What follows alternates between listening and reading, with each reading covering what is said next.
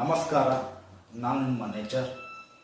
ಇಂದು ನಾನು ಹೇಳುವ ಕಥೆಯೆಂದರೆ ವರದಕ್ಷಿಣೆ ಎನ್ನುವುದು ತುಂಬ ಕ್ರೂರವಾಗಿದೆ. ಈ ವರದಕ್ಷಿಣೆಯಿಂದ ಹಲವಾರು ಹೆಣ್ಣು ಮಕ್ಕಳ ಜೀವ ಹೋಗಿದೆ. ನಾ ಹೇಳುವುದು ಇದೇ ಸ್ಟೋರಿ. ಒಂದು ಹುಡುಗ ಒಂದು ಹುಡುಗಿ ತುಂಬ ಪ್ರೀತಿ ಮಾಡುತ್ತಾರೆ. ಆದರೆ ಅವರು ಮದುವೆ ಆಗಬೇಕೆಂದು ನಿರ್ಧಾರ ಮಾಡುತ್ತಾರೆ. ಆದರೆ ಹುಡುಗಿಯ ಕಡೆ ಒಪ್ಪುತ್ತಾರೆ, ಆದರೆ ಹುಡುಗನ ಕಡೆ ಒಪ್ಪುವುದಿಲ್ಲ. ಆ ಹುಡುಗ ಪ್ರತಿ ಬಾರಿಯೂ ಅವರ ಅಮ್ಮನ ಬಳಿ ಹೋಗಿ ನಾವೊಂದು ಹುಡುಗಿನ ಪ್ರೀತಿ ಮಾಡುತ್ತಿದ್ದೇನೆ, ನಾನು ಅವಳನ್ನು ಮದುವೆ ಆಗಬೇಕೆಂದು ಪ್ರತಿ ಬಾರಿ ಹೇಳ್ತಾನೆ. ಆದರೆ ಅವರ ಅಮ್ಮ ಯಾವುದಕ್ಕೂ ಒಪ್ಪುವುದಿಲ್ಲ. ಆದರೆ ಅವನು ಒಂದು ದಿನ ಹೋಗಿ ಗೋಗರಿಯುತ್ತಾನೆ, ಅಮ್ಮ ನಾನು ಅವಳನ್ನು ಮದುವೆ ಆಗುತ್ತೇನೆ ಎಂದು ಗೋಗರಿತಾನೆ. ಅದನ್ನು ನೋಡಿ ಅವರಮ್ಮ ಒಪ್ಪುತ್ತಾಳೆ. ಆದರೆ ನಮಗೊಂದು ಕಂಡೀಷನ್ ಇದೆ, ಆ ಕಂಡೀಷನ್ಗೆ ಒಪ್ಪಿದರೆ ಮಾತ್ರ ನಿನಗೆ ಅವಳ ಜೊತೆ ಮದುವೆ ಮಾಡುತ್ತೇನೆ ಎಂದು ಹೇಳುತ್ತಾಳೆ. ಆ ಕಂಡೀಷನ್ ಏನು ಅಂತಂದರೆ, ನಾ ಕೇಳುವಷ್ಟು ವರದಕ್ಷಿಣೆ ಕೊಡಬೇಕು, ಕೊಟ್ಟಾಗ ಮಾತ್ರ ನಾನು ಅವಳೊಂದಿಗೆ ನಿನಗೆ ಮದುವೆ ಮಾಡುತ್ತಾನೆ. ಇಲ್ಲ ಅಂತ ಅಂದರೆ ಒಪ್ಪಿದರೆ ಮಾತ್ರ ನಿಮ್ಮಿಬ್ಬರಿಗೆ ಮದುವೆ ಮಾಡುತ್ತೇನೆ ಎಂದು ಅವರಮ್ಮ ಹೇಳುತ್ತಾಳೆ. ಹುಡುಗ ಈ ವಿಚಾರವನ್ನು ಅವಳ ಬಳಿ ಹೇಳಿದಾಗ ಅವಳು ಅವರ ಮನೆಯವರಿಗೆ ಹೇಳುತ್ತಾಳೆ. ಆದರೆ ಅವರ ಮನೆಯವರು ಹೇಳುತ್ತಾರೆ, ನಮಗೆ ಬಡತನವಿದೆ, ಆದರೆ ನಾವು ವರದಕ್ಷಿಣೆ ಕೊಡುತ್ತೇವೆ, ಆದರೆ ಮದುವೆಯ ನಂತರ ಕೊಡುತ್ತೇವೆ ಎಂದು ಅವರಿಗೆ ಹೇಳೋಣ ಎಂದು ಅವರ ಮನೆಯಲ್ಲಿಯೇ ನಿರ್ಧಾರ ಮಾಡುತ್ತಾರೆ. ಒಂದು ದಿನ ಗಂಡಿನ ಮನೆಯ ಕಡೆಗೆ ಹೋಗಿ ಅವರು ಹೇಳುತ್ತಾರೆ, ನಮಗೆ ಈಗ ಸಾಧ್ಯವಿಲ್ಲ ವರದಕ್ಷಿಣೆ ಕೊಡುವುದು, ಆದರೆ ನಿಮಗೆ ಕೊಡುತ್ತೇವೆ, ಮದುವೆ ಆದ ಮೇಲೆ ನಿಮಗೆ ತಪ್ಪದೇ ಎಲ್ಲ ನೀವು ಕೇಳಿದಷ್ಟು ವರದಕ್ಷಿಣೆ ಕೊಡುತ್ತೇವೆ ಎಂದು ಹೇಳುತ್ತಾರೆ. ಅದಕ್ಕೆ ಹುಡುಗನ ಕಡೆಯವರು ಒಪ್ಪುತ್ತಾರೆ. ಒಪ್ಪಿ ಮದುವೆ ಕೂಡ ಮಾಡಿಕೊಡುತ್ತಾರೆ.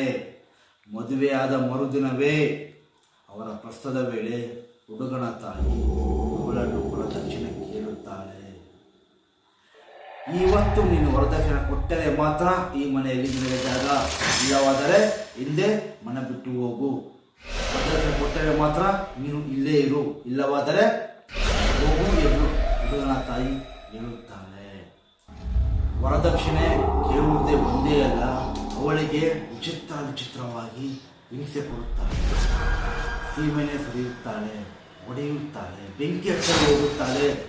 ಇದನ್ನು ನೋಡಿ ಅವಳು ಈ ಹಿಂಸೆಯನ್ನು ಮುಂದೆ ಆ ಮಧ್ಯರಾತ್ರಿ ವೇಳೆ ಅವಳು ಒಬ್ಬಂಟಿಯಾಗಿ ಹೋಗುವಾಗ ಅವಳ ಮೈ ಮೇಲೆ ತುಂಬ ಆಭರಣಗಳು. ಆ ಆಭರಣಗಳನ್ನು ದರೋಡೆಕೋರರು ನೋಡುತ್ತಾರೆ.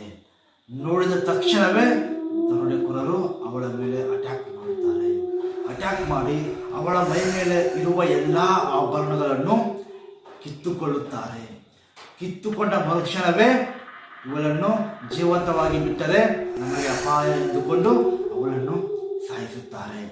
ಸಾಯಿಸಿ ಅವಳ ಬಾಡಿಯನ್ನು ಮುಚ್ಚಿಡಲು ಅವಳ ದೇಹದ ಪ್ರತಿಯೊಂದು ಭಾಗವನ್ನು ಬೇರೆ ಬೇರೆ ಮಾಡುತ್ತಾರೆ. ಕೈ, ಕಾಲು, ರುಂಡ ಮತ್ತು ದೇಹವನ್ನು ಬೇರೆ ಬೇರೆ ಮಾಡಿ ಆ ದಾರಿಯ ಬಾವಿಯ ಬಳಿ ಹೋಗಿ ಹಾಕುತ್ತಾರೆ. ಕೆಲವು ದಿನಗಳ ನಂತರ ಅವಳ ಆತ್ಮವು ಪ್ರೇತಾತ್ಮವಾಗಿ ಅಲ್ಲೇ ಅಲೆದಾಡುತ್ತದೆ. ಅವಳಿಗೆ ಚಿತ್ರಹಿಂಸೆ ಕೊಟ್ಟಂತಹ ದೊರೆಗಳು ಅವಳು ಪ್ರೀತಿಸಿದ ಹುಡುಗ ಮತ್ತು ಹುಡುಗನ ತಾಯಿಯನ್ನು ನಿಗೂಢವಾಗಿ ಸಾಯಿಸುತ್ತಾಳೆ. ಆ ಜಾಗವು ಒಂದು ಭಯಾನಕವಾದ ಜಾಗವಾಗಿ ಮಾರ್ಪಾಟಾಗುತ್ತದೆ. ಆ ಜಾಗದಲ್ಲಿ ರಾತ್ರಿ 10 ಗಂಟೆ ಮೇಲೆ ಯಾವುದೇ ವಾಹನವು, ಯಾವುದೇ ವ್ಯಕ್ತಿಯು ಅಲ್ಲಿ ಬಂದರೆ ಅವರನ್ನು ನಿಗೂಢವಾಗಿ ಸಾಯಿಸುತ್ತಾಳೆ. ಆ ಜಾಗವು ಇವತ್ತಿಗೂ ಕೂಡ ನಿಗೂಢವಾಗಿದೆ. ಆ ಜಾಗದಲ್ಲಿ ರಾತ್ರಿ 10 ಗಂಟೆಯ ಮೇಲೆ ಯಾರಾದರೂ ಅಲ್ಲಿ ಹೋದರೆ ಅವರನ್ನು ನಿಗೂಢವಾಗಿ ಕೊಲೆ ಮಾಡುತ್ತಾಳೆ. ಇವತ್ತಿಗೂ ಆ ಜಾಗದಲ್ಲಿ ರಾತ್ರಿ 10 ಗಂಟೆಯ ಮೇಲೆ ಯಾರೂ ಹೋಗುವುದಿಲ್ಲ. ಹೋದರೆ ಅವರಿಗೆ ಮರಣ ಕಟ್ಟಿಟ್ಟ ಬುತ್ತಿ. ಈ ಸ್ಟೋರಿ ನಿಮಗೆ ಇಷ್ಟವಾದರೆ ಲೈಕ್ ಮಾಡಿ, ಶೇರ್ ಮಾಡಿ, ತಪ್ಪದೆ ಫಾಲೋ ಮಾಡಿ. ಮತ್ತೆ ಸಿಗೋಣ ಒಂದು ಭಯಾನಕವಾದ ಸ್ಟೋರಿಯಲ್ಲಿ.